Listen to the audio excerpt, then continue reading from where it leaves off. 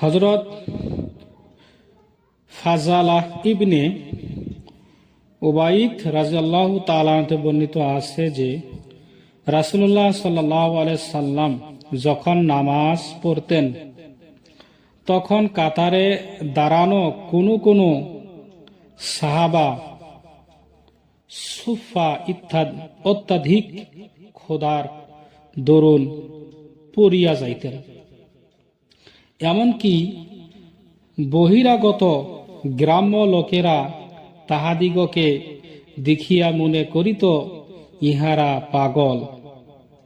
রাসূলুল্লাহ সাল্লাল্লাহু আলাইহি সাল্লাম একদিন নামাজ শেষ করিয়া তাহাদের দিকে ফিরিয়া বলিলেন, তোমাদের জন্য আল্লাহ তাআলার নিকট যে সওয়াব রহিয়াছে তাহা যদি তোমাদের জানা থাকিত তবে ইহা অপেক্ষা আর অধিক অভাব